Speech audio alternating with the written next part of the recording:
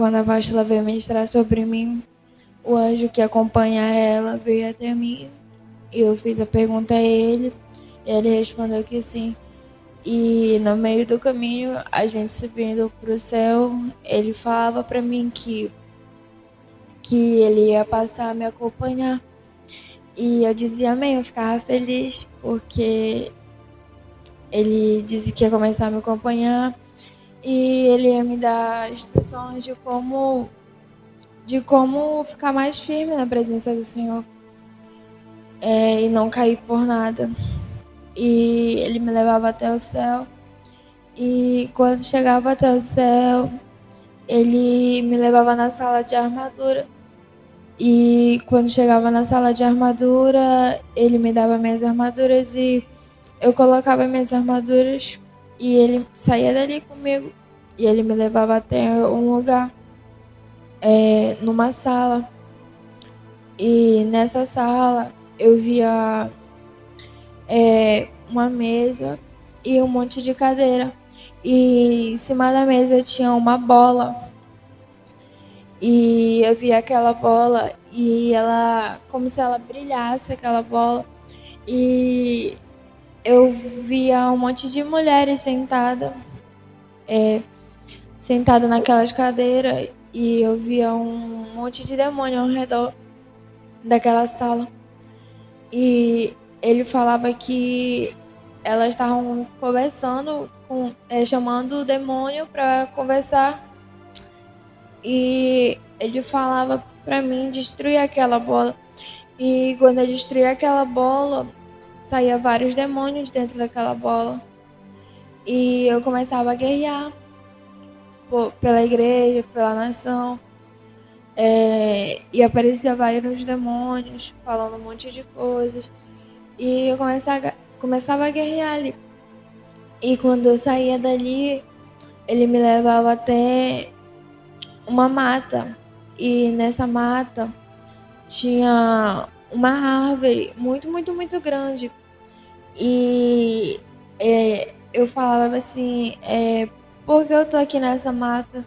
E ele falava para mim que aquela mata tava onde estava o sacrifício das crianças e onde eles matavam e entregavam, bebiam sangue e entregavam para encher o crânio delas.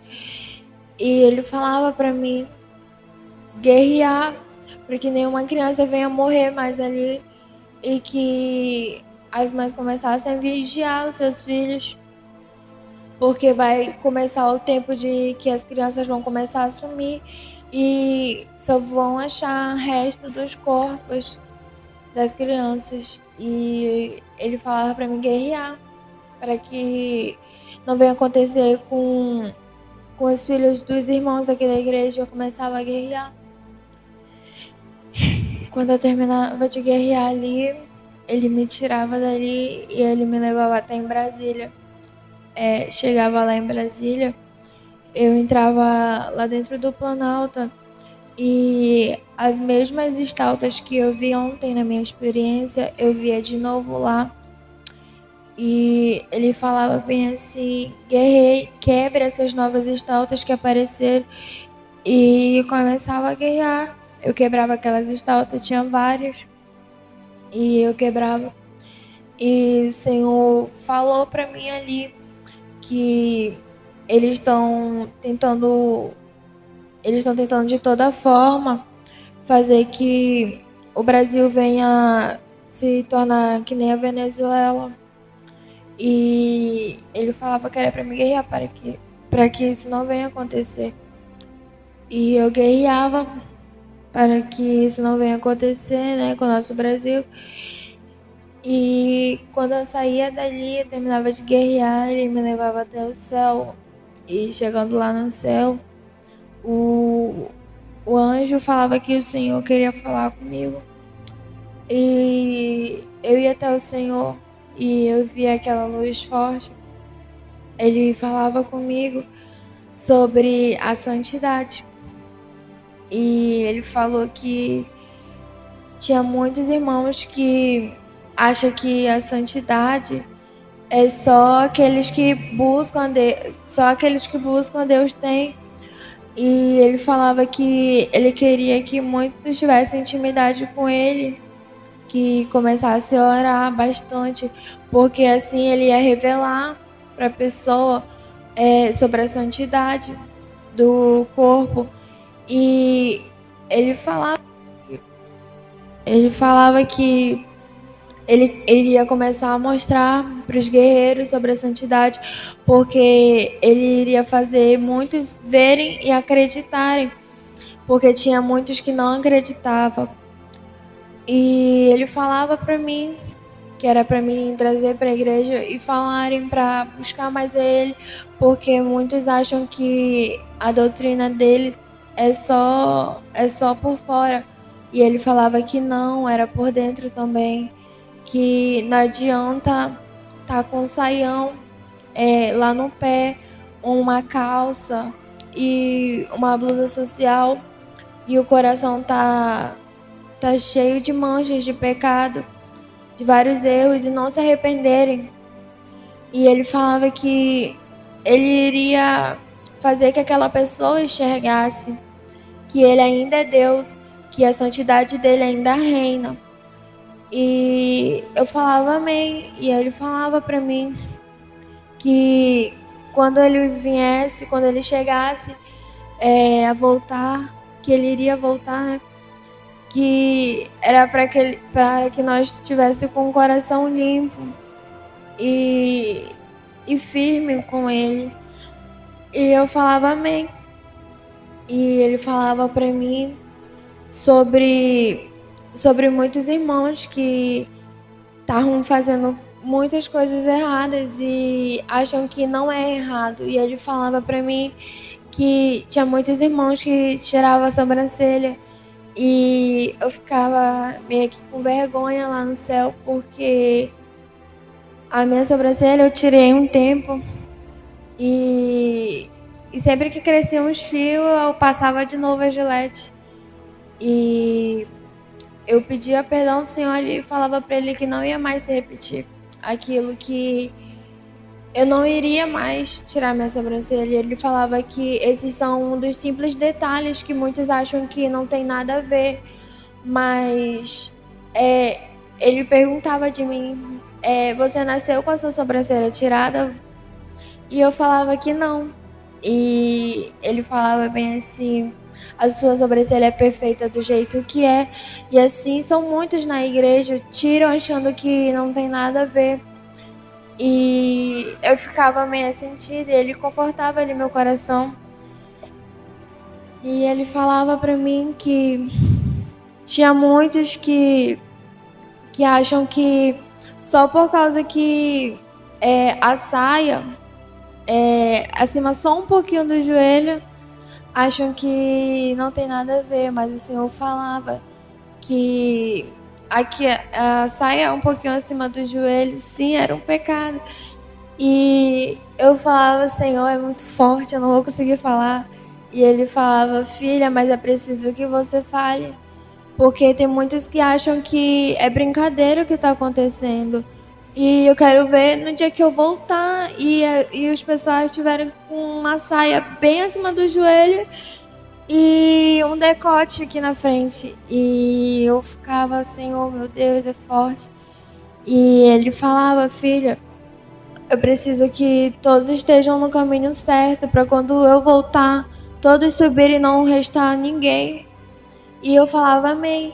E ele falava para mim que não era para esquecerem de jejuar pela manhã, que ele vai estar sempre lembrando nas experiências sobre o jejum, que fortifica a alma, né, e a carne, para deixar a gente mais forte, cada dia mais, para a gente matar um leão. E eu dizia amém. E ele falava que ele estava dando força para muitos que achavam que não dava mais, que eles não iam conseguir mais prosseguir. E ele dizia que estava dando força para muitos. E eu falava amém. E quando o Senhor terminava de falar comigo ali, ele falava algumas coisas pessoais para mim. E quando eu saía dali, eu ia até o jardim. O anjo me levava até no jardim. E eu via as árvores, né? E eu via vários frutos. E eu via uma árvore muito linda, grande. E eu perguntava de quem era aquela árvore, porque estava tão linda. E eu via uma perfeição naquela árvore, em que eram frutas douradas. E eu perguntava do anjo de quem era aquela árvore. E ele falava que era da apóstola.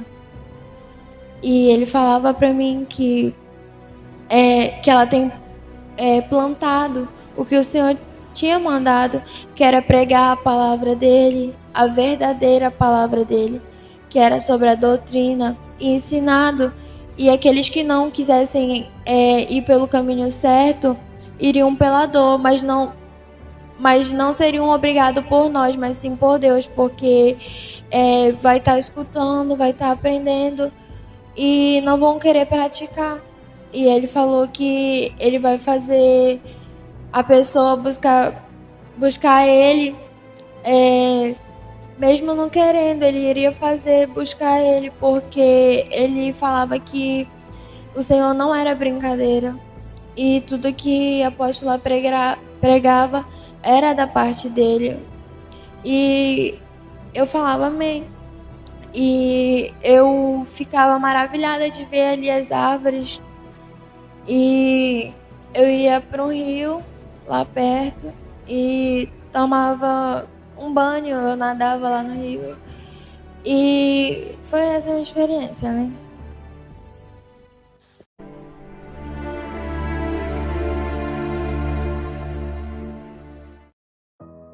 A graça e a paz do Senhor Jesus Cristo, amados irmãos e amigos aqui do canal. Quero começar meu comentário acerca dessa experiência com uma palavra que está lá em Atos, capítulo 2, versículo 42, que diz assim: E perseveravam na doutrina dos apóstolos e na comunhão e no partir do pão e nas orações. Amém, amados irmãos? Glória a Deus. Que experiência forte, né? Deus, ele tem nos ajudado a caminhar na sã doutrina do Senhor. Deus, ele tem nos mudado, vamos assim dizer, nos moldado, né? Todo mundo quer ser moldado, todo mundo quer ser um vaso na mão do oleiro, né, irmãos? E nem todo mundo aceita quando de fato vem a mudança do Senhor, quando de fato, né, o Senhor realmente, né, resolve mudar. Tem gente que não gosta, tem gente que acha que Deus só quer o coração, tem gente que acha que é revelação da carne, né? As pessoas geralmente costumam cantar, né? Sou tua casa, faz um milagre em mim, muda-me, né? Mas quando vem de fato, né, a mudança, né, o pedido do Senhor,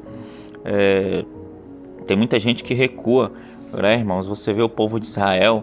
O povo de Israel viu o mar vermelho se abrir, o povo de Israel viu, né, ali o maná cair do céu, viu as pragas ali do Egito, e ainda assim se voltavam contra Deus, né, irmãos? Imagina nós, né, uma igreja que era porta larga, né, e agora se tornou de doutrina. Ainda assim, muitas vezes a gente encontra, né, pessoas que querem voltar as antigas práticas, né, as práticas das portas largas, mas o Senhor constantemente tem lembrado, não é isso, apóstolo? Constantemente o Senhor tem falado conosco, constantemente o Senhor tem lembrado, como a própria experiência dela diz aí, ela falou que constantemente o Senhor vai avisar sobre o jejum, né, porque todos os dias temos que estar nos renovando através da palavra, não é isso, apóstolo? É isso, né? Todos os dias precisamos estar renovados em Deus, tendo comunhão com a palavra do Senhor, porque ela se renova a cada manhã, as misericórdias do Senhor não têm fim. E cada experiência que eu escuto dos meus irmãos, dos discípulos aqui na Shalom Manaus, eu fico vendo a graça do Senhor manifesta através dos dons, dos sinais, né? Através de cada experiência, porque é uma oportunidade de mudança, uma oportunidade de corrigir algo em nós que precisa ser corrigido e que só a infinita misericórdia de Deus e o amor é capaz de nos revelar para que a gente não seja encontrado em falta no grande dia do Senhor. A Bíblia fala que a volta do Senhor, ela seria um dia de surpresa, né? Vai ser um dia de surpresa, vai ser um dia inexplicável, né? E por pequenas coisas, muitos perderão a salvação, perderão o céu, e, né, uns por não buscarem conhecer a verdade que liberta, outros por serem negligentes mesmo aquilo que já escutaram. E isso me alegra muito, e eu vejo assim Deus revisando a sã doutrina, passando revista, né, do corpo, da alma e do espírito. Eu acho interessante que nessa experiência da jovem Evelyn Diniz é uma experiência assim bem completa, porque vai no tocante da doutrina do corpo, a santificação da alma e do espírito, porque não é só mudar fora, dentro do nosso coração tem que estar puro, né? Nós temos que ter o coração puro, as mãos limpas, né, para sermos ali diante do Senhor apresentados como alguém irrepreensível aos olhos de Deus. E o Senhor, ele falava sobre isso. Ele deixa isso muito claro para Evelyn, traz até um temor. E eu achei incrível também, apóstolo, a sinceridade dela de falar, né, sobre a questão de sobrancelha, que é algo que ela mesma praticava, né? Então, o próprio Senhor ali revelando para ela o amor, o que é agradável e o que não é aos olhos do Senhor, né? Então, são aquela questão da vaidade necessária e desnecessária. E isso me chamou bastante atenção. É tempo da gente revisar realmente, examinarmos a nós mesmos e ver se há em nós algum caminho mau, ver se há em nós algo que precisa de transformação e buscar em Deus essa transformação enquanto ainda há esperança, enquanto ainda dá tempo, enquanto o Senhor ainda não voltou para arrebatar a sua igreja. Amém, apóstolo? Amém, apóstola. E talvez para algumas pessoas, né, principalmente pessoas que andam na porta larga, Deus não vai condenar por causa disso, né? Só um detalhezinho aqui, uma coisinha aqui, irmãos. Você vê, depois que as muralhas de Jericó caíram, o Senhor tinha dado ordem para não pegar nada. E um cara lá, um camarada lá pegou algumas coisas e escondeu, né? E na outra batalha o povo padeceu. Agora imagina, irmãos, né? O país inteiro, né? Israel inteira padeceu por conta, né, de alguém, por causa de um detalhezinho, né? Um detalhezinho que talvez para algumas pessoas isso aí não tem nada a ver, né? Mas um detalhezinho condenou o povo todo, né? Tanto é que Josué, ele foi bem radical, né? Ele eliminou, né, não só os negócios, mas também toda a família lá do cara que fez aquilo. Então, irmãos, talvez, né, as pessoas pensam, isso aqui não tem nada a ver, não tem nada a ver, isso não tem nada a ver aquilo. Irmãos, a obediência a Deus é que tem, né, a ver, né, que é o que tudo a ver. Então, se Deus pediu, se Deus disse que é pecado, é pecado. Amém, amados irmãos? Então, que essa experiência tenha edificado a sua vida, né? Que você possa ser estimulado a andar na sã doutrina pela sua salvação, pelo amor que você tem a Deus, pelo amor que você tem à obra do Senhor, que você possa perseverar e perseverar até o fim. Amém, queridos? Essa era a palavra que tínhamos para dar, né, apóstola? Quer acrescentar mais água ainda, apóstola? Que possamos nos manter santo, né, irrepreensível, o nosso corpo, alma e espírito como está orientado. Seguir a orientação de 1 Tessalonicenses 5:23. O mesmo Deus de paz vos santifique em tudo, corpo, alma e espírito, mantenha-se santo e irrepreensíveis até a volta do Senhor. Então, até a vinda do Senhor tem uma longa caminhada de santificação. Santificação é um processo diário e que nós precisamos nos manter focados nisso, né? E no livro de Hebreus 12:14, de seguir a paz com todos é santificação, sem a qual ninguém verá Deus. E essa experiência, ela cai muito bem dentro dessas referências bíblicas, porque seguir a paz, né? Seguir a paz com todos, estar em paz com o irmão, estar em paz com o próximo, estar em paz com todos, né? E a santificação sem a qual ninguém verá Deus, né? O próprio Senhor deixa o conselho na palavra que nós devemos ser santo como o Senhor é santo. Já havia um conselho de Pedro, João dava esse conselho também, apóstolo Paulo, sobre sermos santos. Essa palavra quer dizer separado, ou seja, separado para o Senhor, para o Pai, é estarmos aqui nesse mundo sem contaminação do mundo, né? Então a santificação é um processo diário e que dia após dia nós precisamos buscar isso no Senhor, com uma vida de oração, com uma vida de leitura bíblica diária, meditando na palavra do Senhor, nos alimentando desse alimento sólido que vem do céu, que é o nosso maná, o nosso pão vivo, né? Orando, buscando todo tempo no Espírito, com súplicas, ações de graça, como a palavra do Senhor fala, né? Buscando não satisfazer a nossa vontade carnal, mas andar no Espírito. Isso aí é um dever nosso de todo cristão, porque quando todo aquele que buscar o Senhor, ele vai se revelar, ele vai falar aos corações, né? Então, esse é o conselho que eu deixo, de persistir na sã doutrina do Senhor. Amém, apóstolo? Amém. Vamos orar então.